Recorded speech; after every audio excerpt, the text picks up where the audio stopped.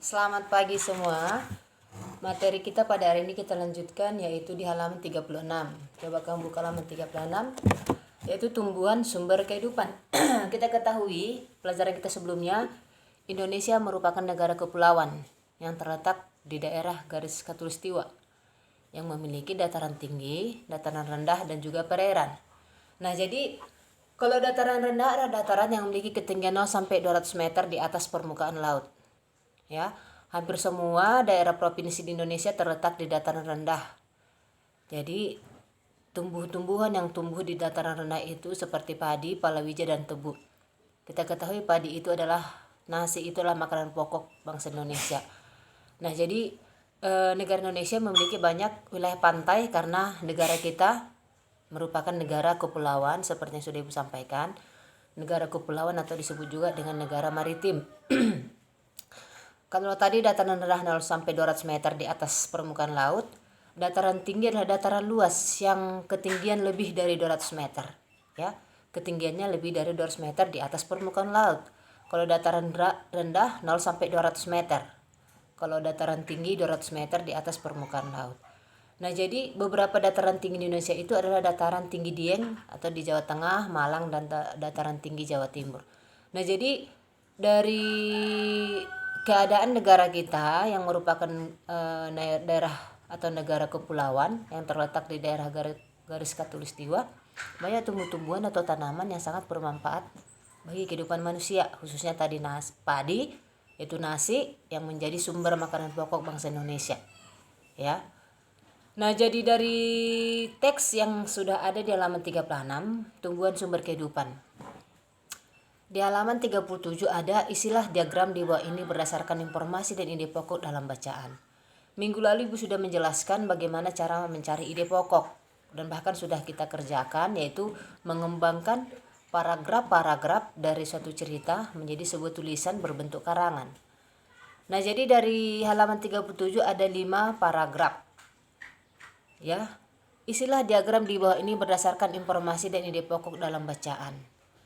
Jadi kau ambil nanti ide pokoknya dari tumbuhan sebagai sumber kehidupan. Kemudian kembali kau kembangkan menjadi sebuah tulisan. Gak usah panjang-panjang. Inti-intinya aja, namanya ide-ide pokok. Itu aja yang kau ambil di halaman 37. Nah, kemudian kita lanjut kepada halaman 38. Indonesia memiliki berbagai jenis tumbuhan yang memberikan bahan makanan yang berlimpah dan manfaat bagi kehidupan manusia. Tentunya dari secara religinya kita harus mensyukuri apa-apa saja yang sudah diberikan Tuhan kepada kita, sehingga kita boleh menikmati hasil ciptaan Tuhan. Nah, jadi yang menjadi pemahaman kita yang harus kita pahami pada hari ini adalah hal apakah yang paling menarik yang kau pelajari hari ini, yaitu mengenai tumbuhan sebagai sumber kehidupan. Apakah ada yang terkait tanaman sebagai sumber kehidupan yang kamu lakukan, ya? Jadi dari beberapa jenis tanaman seperti yang semalam itu nanas, ubi atau singkong, tebu dan lain sebagainya yang sudah kita pelajari bersama, itu juga merupakan tumbuhan sebagai sumber makanan dan juga bisa dijadikan sebagai obat dan lain sebagainya. Nah, sekarang kita masuk kepada halaman 39 untuk pembelajaran 4. Ya. Pembelajaran 4, perhatikan di situ gambar. Berdasarkan pengamatanmu sehari-hari, tuliskan berbagai manfaat tumbuhan bagi kehidupan makhluk hidup. Kita ketahui makhluk hidup itu adalah manusia, hewan, dan tumbuhan. Nah, kita perhatikan gambar di situ. Farel lagi baru bangun tidur itu. Wah, sungguh luar biasa ciptaan Tuhan katanya. Pagi-pagi lega rasanya. Nah, kemudian di sini ada tumbuhan. Tumbuhan itu mengeluarkan O2. Ya. Manusia dan hewan mengeluarkan CO2. Berarti ada dia hubungan timbal balik antara tumbuhan, manusia, dan hewan.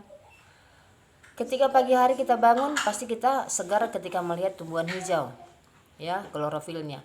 Nah, jadi tumbuhan mengeluarkan O2 atau oksigen, kemudian manusia dan hewan mengeluarkan CO2. Untuk apa itu O2? Dihirup oleh manusia. Nah, jadi ada hubungan timbal balik di antara ketiga makhluk hidup tersebut.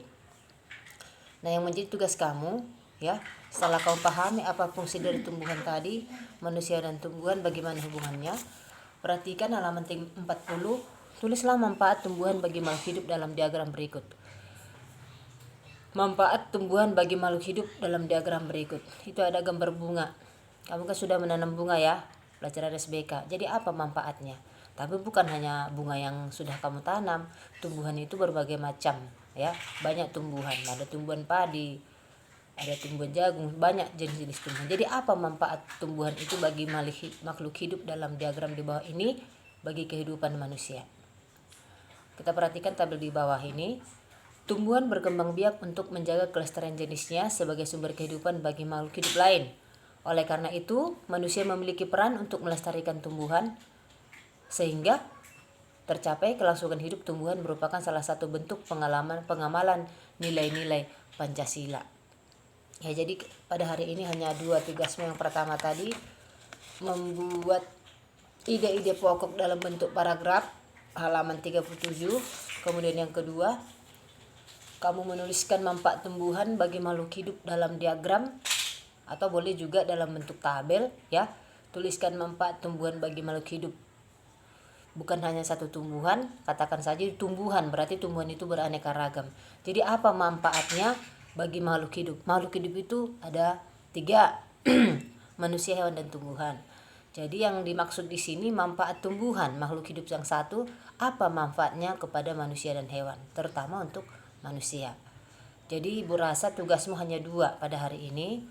Sekarang pukul 8:15 menit. Kamu kerjakan, saya tunggu sampai jam 9.30. Ibu harapkan mengerjakan tugasnya tepat waktu. Karena kalau sudah lewat mungkin gak Ibu periksa dan mungkin nilaimu akan berkurang. Jadi tolong dikerjakan, hanya 2 soalnya, cuma agak melebar dia, tetapi harus tetap kau kerjakan. Terima kasih dan selamat pagi, salam sehat dari Ibu.